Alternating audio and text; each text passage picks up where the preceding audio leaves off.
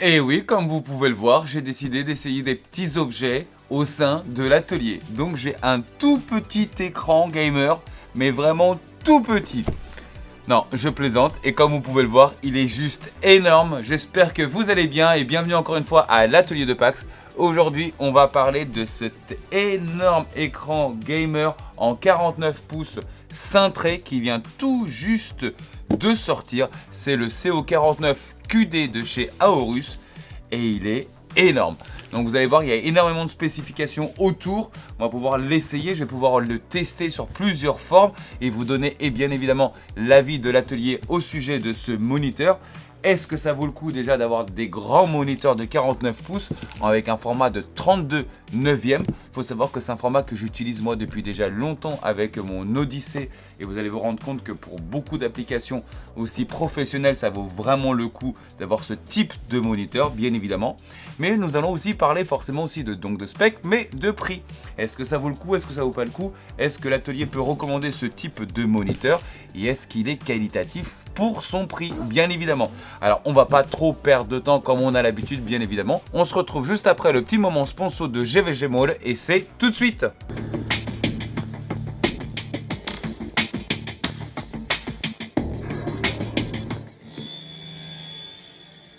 Notre sponsor aujourd'hui sera GVG Mall, un site internet qui va vous permettre d'avoir des prix préférentiels sur des clés de licence Windows. Pour ça, rien de plus simple, vous allez sur le moteur de recherche et vous tapez Windows 10 Pro. Alors oui, 10 Pro même si vous voulez un Windows 11 parce que vous verrez que la mise à niveau entre Windows 10 et Windows 11 est gratuite. Donc allez directement sur Windows 10 Pro. Arrivé sur cette page, je clique sur Acheter maintenant. Ensuite, j'arrive ici et je n'ai plus qu'à inscrire le code promo PAX, PAX. Je valide et de là, le prix passe à 13 €. De là, je soumets la commande. Ensuite, je choisis mon mode de paiement et pour moi, personnellement, je choisis PayPal. Une fois le paiement effectué, je reviens sur cette page-là et comme vous voyez, je peux aller directement sur l'User Center. De là, je clique voir la clé secrète. Ensuite, obtenez la clé. Ma clé vient juste de s'afficher. Je n'ai plus qu'à la sélectionner et la copier. Ensuite, je vais dans les paramètres d'activation de Windows et je n'ai plus qu'à coller la clé et de valider. Et voilà, rien de plus simple. Par avance, je vous remercie car en achetant vos clés de Windows par GVG Mall et en mettant mon code promo PAX, vous m'aidez à soutenir la chaîne. Et pour ça, je vous remercie. Je vous raconte pas la tête du livreur quand il m'a amené ça. Vu la taille, je vous garantis qu'il a un petit peu galéré.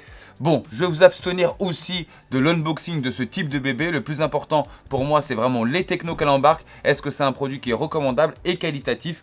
Et par rapport à son prix, est-ce que ça vaut le coup ou pas d'acheter ce type de gros bébé? Alors moi, je vois déjà des specs. On va essayer déjà de les analyser ensemble. Mais vous verrez qu'il y en a quand même pas mal d'autres qui ne sont pas évoqués devant et que je vais mettre aussi en avant. Alors on va déjà voir ça. Hop! Alors déjà on a la définition 1520 par 1440. Pourquoi 1520? C'est parce que tout simplement c'est comme si vous aviez l'équivalence de deux 27 pouces de 1440 l'un à côté de l'autre. Technologie OLED, mais on va se rendre compte que c'est pas un OLED classique, c'est un QD OLED et on va voir quelle est la différence entre ces deux technos. On va avoir un rayon de courbure de 1800 R, ça va différer suivant les marques. C'est le plus fréquent quand même, le 1800 R, et je vais aussi vous expliquer exactement qu'est-ce que c'est que ce rayon de courbure. On a aussi le Blue Light ainsi que le flicker free, donc en termes de protection. On va avoir donc des enceintes incorporées. On va avoir aussi le Black Equalizer. Alors le Black Equalizer sert à éclaircir un petit peu les noirs dans les zones d'ombre afin par exemple de déceler des ennemis cachés. On va avoir le KVM qui pour moi est quelque chose de vraiment pas mal. C'est la possibilité de brancher un clavier souris sur votre moniteur et d'y brancher aussi deux PC à la fois et avec donc le même combo de clavier souris de pouvoir accéder aux deux PC. Ensuite on a un Game Assist. On va avoir aussi la faculté de pouvoir travailler sur 6 couleurs, donc un axe de 6 couleurs individuellement. On va voir le dashboard et on va voir l'OSD. Et comme vous me voyez ou vous me voyez pas, on va balancer tout de suite ce beau carton. Pam pam. Et oui, il est énorme. Bon, on connaît déjà ce type de format. Samsung en avait sorti les premiers de mémoire, je crois que c'était eux, avec leur Samsung G9 Odyssey. Un moniteur que j'emploie toujours aujourd'hui et que j'ai acquis il y a quasiment 3 ans maintenant et qui est de très très bonne facture aussi. Donc ce moniteur a pour but effectivement de se placer. On a d'autres moniteurs de d'autres gammes qui seront en face. Donc il a été aussi créé pour pouvoir concurrencer d'autres marques dont celui de Asus forcément. Donc on se retrouve quasiment avec la même dalle, avec les mêmes définitions, avec pas mal de technologies en commun. Ça va se jouer aussi beaucoup sur les qualités de finition et ça va se jouer beaucoup forcément sur le prix de ce type de bébé. En tout cas, ça y est, Gigabit et Aorus vont être sur le créneau. Sachez que bientôt, ce ne sera pas non plus les seuls. Il y en a d'autres qui vont se présenter, surtout sur ce type de dalle. Car effectivement, ce moniteur n'est pas un OLED, mais un QD OLED. Et la bonne question est, quelle est vraiment la différence entre les deux technologies? Déjà, premièrement, ça va se passer sur les spectres de couleurs. On va voir une gamme de couleurs qui peut aller jusqu'à plus de 1 milliard de nuances sur 10 bits, contrairement donc à l'OLED. Et effectivement, est-ce que c'est pas un petit peu userless? Est-ce que c'est pas un petit peu marketing? Et c'est surtout plus lumineux et surtout en HDR. La durée de vie par certaines technologies qu'on va évoquer un petit peu après fait que c'est censé durer aussi plus longtemps et qu'il y ait moins de risque de burning, étant donné que l'un des risques premiers pour les OLED, c'est le burning des pixels. L'avantage aussi du QD OLED, on va le voir, c'est qu'il offre des angles de vision qui vont aller un petit peu plus loin. Donc effectivement, ça va être le type de dalle qu'on va rencontrer un peu plus à travers le futur. C'est un petit peu une suite et c'est surtout que ça ne sera plus maîtrisé par LG qui maîtrisait vraiment le système OLED. Maintenant, il y a ces nouveaux systèmes là et ce ne sera pas LG qui sera en dessous de tout ça. Donc voilà, alors on va parler vraiment un petit peu des spécificités déjà visuelles. Donc on est sur quelque chose qui est réglable en hauteur, ça va un petit peu de soi par la gamme de ce produit là, parce qu'on va parler aussi de prix, on va même d'ailleurs parler de prix maintenant. C'est un produit qui va tourner aux alentours de 1200 jusqu'à 1300 euros. Est-ce qu'il se place bien comparé à la concurrence? Pour le moment, il se place bien comparé à la concurrence. Il est légèrement moins cher que le Asus d'ailleurs, par rapport au même spec littéralement. Donc comme je vous dis, donc il se déploie en haut et en bas. Il va avoir ce type, comme vous pouvez le voir maintenant, d'angle de vision si vous tournez donc le moniteur à gauche et à droite. Il ne pivote pas, vous l'aurez bien compris, parce que sinon il taperait sur la table. Quelque chose que je regarde aussi tout le temps à chaque fois, ça va être un petit peu, comment dire, sa stabilité. Il y a eu beaucoup de problèmes pendant un moment avec le G9, que pas mal de personnes ont laissé tomber un G9, en faisant pas énorme non plus, hein. Ça a été un petit peu des mèmes qui ont été faits d'ailleurs sur internet, c'est-à-dire que un petit basculement ça le faisait. Donc là, vous voyez, comme vous pouvez le voir, regardez bien, je vais bien loin, il est stabilisé. Et en arrière, c'est pareil. Pourquoi? Parce que le centre de gravité fonctionne plutôt pas mal par rapport au pied. D'ailleurs, on va le monter un petit peu plus haut pour déplacer un petit peu le centre de gravité. Regardez bien, on est pareil. Donc c'est quelque chose qui est plutôt pas mal. Le pied tient bien. On voit ici à travers le pied, comme vous pouvez le voir, c'est le passage de câble. Mais on va en parler parce que c'est quelque chose que je trouve pas bien fini pour cette gamme de prix, bien évidemment, mais malheureusement ce ne sont pas les seuls. C'est à dire qu'on a déjà parlé sur un écran Corsair, c'est des câbles qui passent par ici, donc ça c'est déjà pas mal, mais qui pendouillent. Je trouve ça un petit peu dommage aussi. Je vais vous montrer quand même la face arrière de ce beau petit bébé. Hop, c'est en live. Le voilà. Donc on peut le voir, hein, il est assez classe, hein, on peut le dire.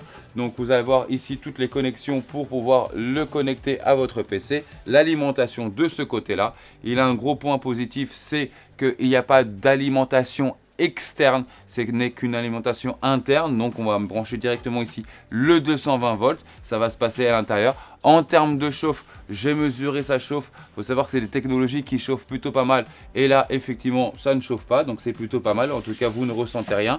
Il y a des grilles, je vais essayer de vous les montrer un petit peu. Vous voyez ici, vous avez donc des grilles pour pouvoir évacuer plutôt la chaleur. Donc là on s'en rend plutôt compte. Sinon, le produit visuellement est qualitatif. En termes de matériaux, c'est relativement qualitatif. Donc maintenant, on va forcément faire quelques essais ensemble. Je vais vous montrer un petit peu ce que ça donne en termes de contraste. Et c'est maintenant.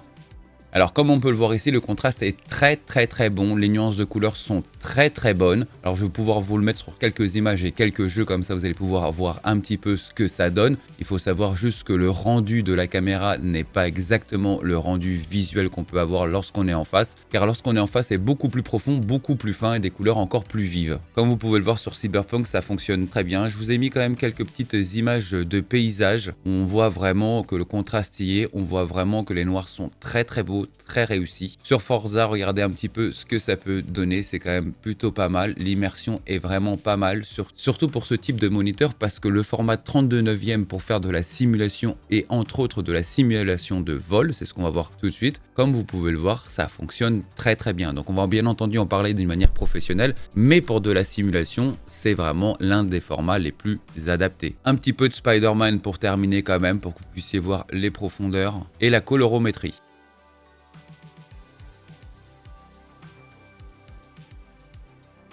J'en ai profité pour faire quelques tests pour voir exactement comment il est en sortie d'usine et il a été convaincant sur tous les tests que j'ai pu faire, c'était plutôt pas mal. Donc l'une des particularités d'ailleurs de ce moniteur, de cette dalle exactement, c'est du QD OLED, ce qui signifie qu'on est censé avoir vraiment un meilleur grain, surtout pour les petites lettres, et j'ai fait donc justement un petit essai là-dessus pour voir un petit peu avec différentes tailles d'écriture afin de voir vraiment la lisibilité et ça fonctionne vraiment très bien. On sait que cette dalle est une dalle matifiée pour éviter les reflets et effectivement lorsque je suis devant je n'ai vraiment aucun reflet, donc j'ai dû ramener une petite lumière d'appoint, donc là on va voir du reflet et on va voir à quel niveau. Donc c'est une lumière très nette, il n'y a pas du tout de spectre, elle ne s'élargit pas du tout. Alors si vous la voyez, c'est parce que tout simplement on est vraiment en train de parler d'une lumière forte qui est vraiment en face, sinon à côté de ça aucune de mes lumières du studio n'apparaissent. J'ai voulu faire aussi un test de burning, on va parler bien entendu de leur technologie, donc j'ai laissé l'écran figé comme ça pendant 1 heure et du coup je suis passé avec un fond noir voir si je voyais des traces de burning, des traces blanches. Écoutez, rien n'est apparu. On va en profiter pour voir comment fonctionne un petit peu leur OSD. Le joystick se trouve vraiment dans l'axe de l'écran, contrairement à certains écrans il faut encore aller le chercher, on ne sait pas trop où. Donc l'OSD est plutôt assez classique. Dans le menu jeu on voit apparaître l'équaliseur de noir, donc c'est la fonction que je vous avais dit, c'est pour pouvoir lever un petit peu vers le haut les noirs, ce qui permet de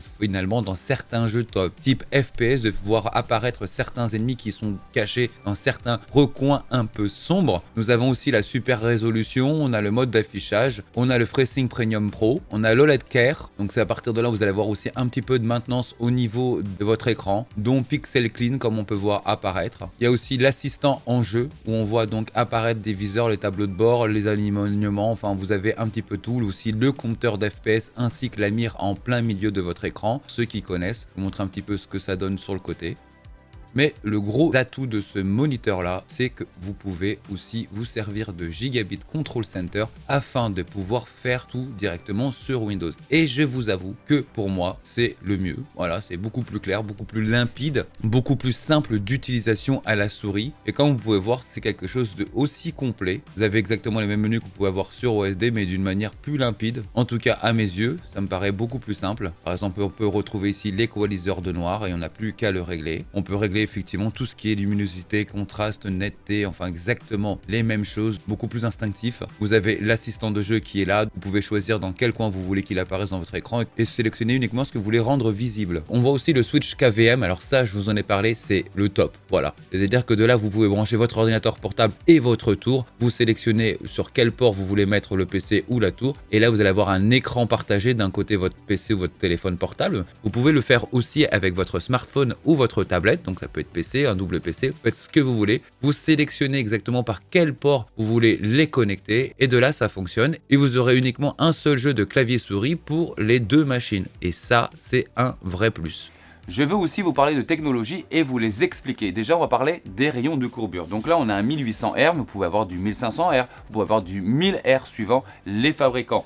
Et pourquoi là on a 1800R, d'ailleurs pourquoi il y a un rayon de courbure et pourquoi c'est intéressant d'avoir des rayons de courbure sur des écrans qui ont ces tailles là, donc par exemple du 49 pouces, c'est parce que tout simplement le R c'est un rayon.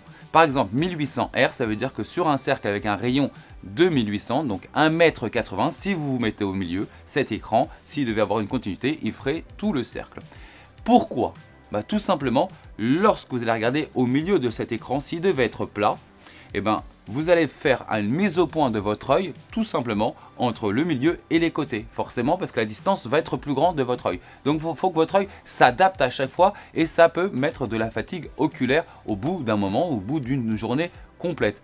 Le fait qu'il soit en fait incurvé, eh ben, la distance que vous allez avoir en face de votre œil entre le centre de l'écran et sur les côtés va être le même. Donc du coup, il n'y a plus besoin d'avoir d'adaptation pour vos yeux. Alors il va y avoir différents angles de courbure. Il y a certains qui vont faire aussi du 1000R. plus le rayon va être petit, plus ça va être cintré.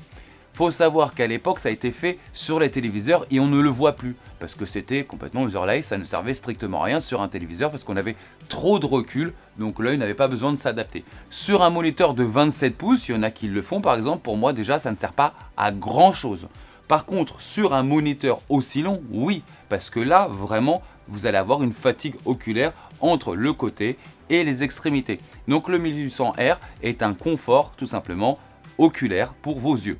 J'ai essayé aussi de vous expliquer la différence entre de l'OLED et la différence avec le QD OLED. Voilà, tout simplement, c'est pas exactement la même chose et ça va vous garantir un peu plus de luminosité, ça va vous garantir aussi un spectre de couleurs beaucoup plus vaste que le OLED classique et aussi des technologies afin d'éviter le birding. Donc en soi, c'est quelque chose qui va maintenir votre écran plus longtemps dans la durée.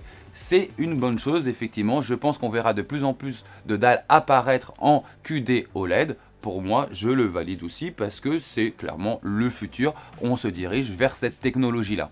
Cet écran fait aussi du 144 Hz, donc en moyenne aujourd'hui pour ce type d'écran et pour ce type de prix, on est dans la donne et on a un temps de réponse de 0,03 secondes de gris à gris. Pour moi, personnellement, 0,03 secondes, je vous avoue que moi, personnellement, mon cerveau ne fait pas la différence. Peut-être que pour un joueur de e-sport international du futur, il verra quelque chose. Moi, personnellement, je ne verrai bien. Et attention, c'est bien de gris à gris. Et faites aussi bien attention, c'est que généralement, les fabricants vont vous prendre du gris clair au gris foncé. Ça fait gagner quelques millièmes de secondes. Donc, ils vont vous dire, c'est de gris à gris. Oui, mais de quel degré de gris à quel degré de gris? Mais en soi, ça reste très rapide. Pourquoi ça reste très rapide? De toute façon, ça, c'est la technologie OLED. Ça fait que ça fonctionne très bien. Donc, il a une très bonne réactivité et sa fréquence est très correcte aujourd'hui. On rappelle quand même que c'est un 1440p et on rappelle aussi que ce que vous voyez actuellement, c'est l'équivalence exacte de deux moniteurs de 27 pouces en 1440p, sauf que vous n'avez pas au milieu de jonction. Et il faut savoir aussi qu'à l'époque, avant d'avoir ce type de moniteur à l'atelier, j'avais deux 27 pouces et croyez-moi, ça m'embêtait de dingue d'avoir cette barre au milieu parce que soit je regardais à gauche, soit je regardais à droite, mais finalement j'avais rien au milieu. Et là maintenant, moi j'ai une image principale, je peux mettre des choses à gauche et je peux mettre des choses à droite. Et je vais aussi vous parler en dehors du gaming parce qu'il est orienté gaming, en tout cas dans sa communication propre par Aorus et aussi d'ailleurs par les autres fabricants. Moi je vais vous parler vraiment de logiciels professionnels, je vous montre en même temps que je vous parle. Par exemple pour faire du logiciel de montage, vous savez que j'ai une chaîne YouTube donc toutes les semaines je fais du montage. D'avoir une timeline aussi grande, ça change littéralement toute la donne. Il faut vraiment le savoir. Pour faire aussi du multiscreen, c'est l'idéal. Vous pouvez mettre des fenêtres à gauche, vous pouvez mettre des fenêtres à droite, une fenêtre centrale. L'avantage du gaming pour ce type de moniteur, comme j'ai pu vous le souligner, ça va être tout ce qui est simulation de vol, de voiture, parce que vous allez avoir une vraie immersion. Même pour les jeux de FPS, je me souviens très bien pendant le confinement, lorsque Warzone péter le feu, le soir avec des potes on se faisait des Warzone et j'avais un avantage qui était quasiment un cheat presque, car normalement on voit que ça et là du coup vous voyez tout ça. Et qu'est-ce qui se passait? C'est que de temps en temps je voyais passer des ennemis, voilà, vous les voyez littéralement passer, ils ne vous avaient pas vu, normalement je n'étais pas censé le voir et du coup je le voyais, je pouvais aller le rusher. C'était un cheat code, je peux vous le garantir, en tout cas sur Warzone ça a été vraiment le cas pour moi. Il embarque aussi l'AMD FreeSync professionnel. Alors ça, je vais aussi vous en parler et vous expliquer. C'est la synchronisation verticale. C'est-à-dire qu'en fait, si vous allez jouer sur des jeux, sur des moniteurs, vous ne l'avez pas, vous allez avoir de temps en temps des déchirures d'images. Je vous montre quelques exemples en même temps et je vais vous expliquer pourquoi. C'est parce que tout simplement, lorsque votre carte graphique va balancer par exemple 105 images par seconde, le moniteur, peut-être qu'à ce moment-là, il ne va pas pouvoir les gérer. Donc du coup, il va avoir des déchirements d'images. Là, ce qui se passe, c'est qu'il va y avoir une communication entre votre PC et votre moniteur qui va lui dire là maintenant à cet instant précis tu vas avoir 95 images. Donc du coup il est prêt à accueillir ces 95 images par seconde et ça va éviter totalement les déchirures d'images. Ça fonctionne depuis déjà un bon moment. Donc là on est sur une version déjà optimisée. Est-ce que c'est un point négatif parce qu'il n'y a pas le G-Sync de chez Nvidia? Je pense que pour le prix il aurait pu avoir le G-Sync de chez Nvidia. Il faut savoir que c'est une puce supplémentaire, ça a un coût forcément qu'il faut payer à Nvidia. C'est juste par rapport au prix que je vous dis ça, parce qu'en gros ce qui se passe c'est que le FreeSync est compatible pour Nvidia, c'est à dire que quelqu'un qui est possesseur d'une carte graphique Nvidia, juste avec ce FreeSync de chez AMD, écoutez ça marchera bah d'office ça va fonctionner très très bien, même il n'y a pas du tout de problème. Mais pour le prix, je trouve ça dommage qu'il n'y soit pas non plus. Je rappelle un petit peu les connectivités qu'il a. Donc il a deux HDMI 2.1, un DisplayPort de 1.4, USB de 3.2 et une sortie audio et de l'USB type C et qui pourra faire aussi office de réception vidéo. Parce que si par exemple vous voulez brancher votre téléphone mobile, vous le branchez en USB type C et vous aurez votre mobile qui s'affichera en même temps. Ça fonctionne bien, j'ai pu vous l'expliquer auparavant. Il va avoir aussi l'HDR10 et le VESA DisplayPort 400, donc des images normalement plus réalistes avec des couleurs encore plus vives et des noirs aussi plus profonds. Je trouve aussi que la dalle est pas mal matifiée parce que là j'ai un spot ici, j'ai un spot ici, j'ai un spot ici, j'ai une lumière ponctuelle qui est là et normalement vous n'êtes pas censé voir énormément de reflets sur la dalle. Donc ça fonctionne plutôt bien et un des points forts aussi c'est qu'il n'y a pas d'alimentation externe. Ça c'est quelque chose que j'apprécie parce que c'est toujours chiant à faire du câble management avec un gros bloc d'alimentation sous le bureau. Ça c'est toujours quelque chose de moins. Ouais mais Pax, tu nous as dit énormément de qualité sur ce moniteur, mais les défauts. Premier défaut, je vous l'ai déjà dit, personnellement, c'est la gestion des câbles. Donc effectivement, il y a une ouverture, c'est très bien, mais pour moi, il y a quelque chose qui déconne un peu, c'est que la longueur de serait-ce que des câbles, déjà de l'alimentation et des HDMI ou quoi que ce soit, on les voit à peine sortir ici, c'est déjà de trop, mais on ne devrait pas les voir. Donc ça, c'est quelque chose qui est dommage. Et quand ils vont replonger dans cette fente qui est là, et on va voir un amas de câbles qui est là. Pour plus de 1000 €, je trouve ça vraiment dommage qu'on n'ait pas eu un peu plus d'études dessus. J'ai eu le cas il n'y a pas très longtemps avec un moniteur aussi qui était à plus de 1000 € de chez Corsair. Je trouve ça vraiment dommage qu'il n'y ait pas plus de réflexion à ce niveau-là. En point négatif, hormis ça, donc on parle quelque chose qui est vraiment physique, matériel, j'ai trouvé pas grand chose et sachez même que j'ai bien apprécié le son. 2 fois 5 watts, donc en soi c'est suffisant, mais il y a une sorte de caisse de résonance à l'intérieur de cet encofrement qui fait que le son fonctionne bien. Alors je vous dis pas qu'il faut pas avoir des enceintes en parallèle, mais en tout cas tous les essais et tous les jeux que j'ai fait, je l'ai fait sans et ça m'a pas dérangé du tout. Quand on a 1000 €, on peut s'acheter un système son à côté, oui certainement, mais souvenez-vous que l'ancien moniteur de chez Corsair était à 1000 € et il n'avait même pas d'enceinte incorporée. Donc là il y a un vrai plus et ça fonctionne bien. Et je peux même vous dire autrement, ça fonctionne beaucoup mieux que mon écran que j'ai aussi en 49 pouces. Oh, je suis encore parti sur une qualité. Les défauts, Pax, les défauts, Pax. Bah écoutez, je te vous dis, j'en ai pas vraiment vu, sincèrement. J'ai essayé de chiner des pixels morts, j'ai essayé de chiner du marquage, j'ai essayé aussi de chiner des reflets, je n'ai rien trouvé. La colorométrie, dès le début, elle était vraiment plutôt pas mal. J'ai pu le comparer à mon autre écran qui lui a été calibré et je me suis rendu compte qu'il était très très proche de mon autre écran. C'est de l'OLED donc forcément les noirs sont bien profonds c'est sûr, mais le combo fait que ça fonctionne bien, voilà tout simplement. Nous allons justement passer à la notation point par point pour lui donner sa moyenne générale. Nous allons commencer par les matériaux et l'esthétisme de cet écran. Donc moi je le trouve vraiment très très sympa. Voilà, visuellement il est un peu futuriste, j'aime bien. En termes de matériaux, les matériaux sont sympas. Il n'y a pas de métal, voilà. Et pour ça, je vais lui donner une note de 7,5. Et vous allez me dire, mais pourquoi Pax, tu le trouves bien, tu le mets que 7,5? Oui, parce que finalement, ça manque peut-être un peu de métal quand même. C'est-à-dire au niveau du pied, j'aurais bien voulu quand même avoir un peu de métal, quelque chose qui inspire plus confiance, malgré que ce soit propre. Et l'esthétisme est relativement bien. Mais pour ce prix-là, j'insiste bien, ça manque un petit peu de métal, en tout cas à mon point de vue, bien évidemment. Donc ce sera 7,5. Nous allons maintenant parler en immersion de jeu. Pour moi, l'immersion de jeu a été totale, a été très très bonne. Cette dalle est magnifique, vraiment je vous dis, j'ai du mal à retourner maintenant sur mon autre 49 pouces parce qu'on s'habitue très très vite. Donc sur l'immersion de jeu, je vais lui mettre une note de 9 sur 10.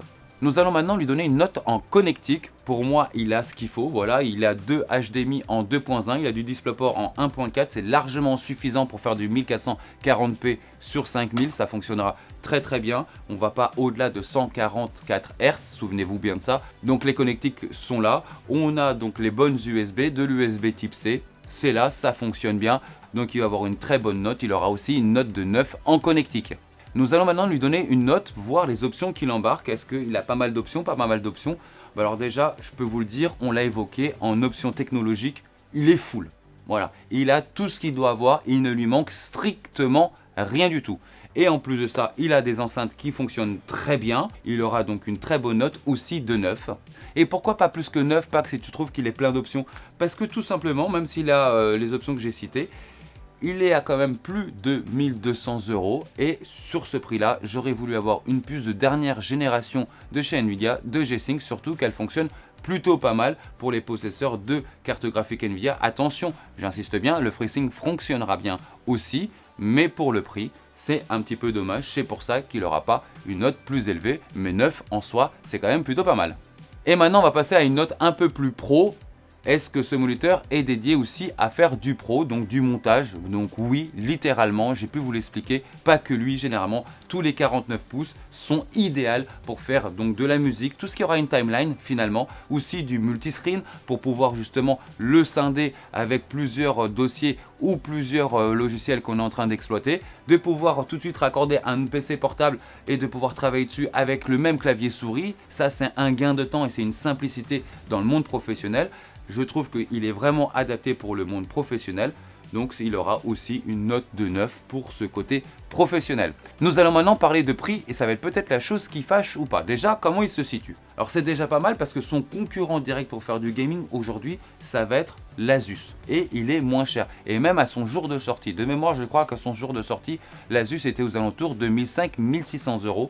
Et là, on est à 1200 à 1300 €. Donc il reste quand même moins cher. Les technologies sont aussi là. Alors c'est pas parce qu'il sera moins cher qu'il y aura moins de technologie. Non, il embarque vraiment tout. Donc il s'est quand même bien positionné. On a aussi des dalles qui vont être très bonnes de chez Samsung. Les G9 qui fonctionnent aussi très bien. On peut déjà les avoir sur certains sites à 1100, 1150 €, 1200 €.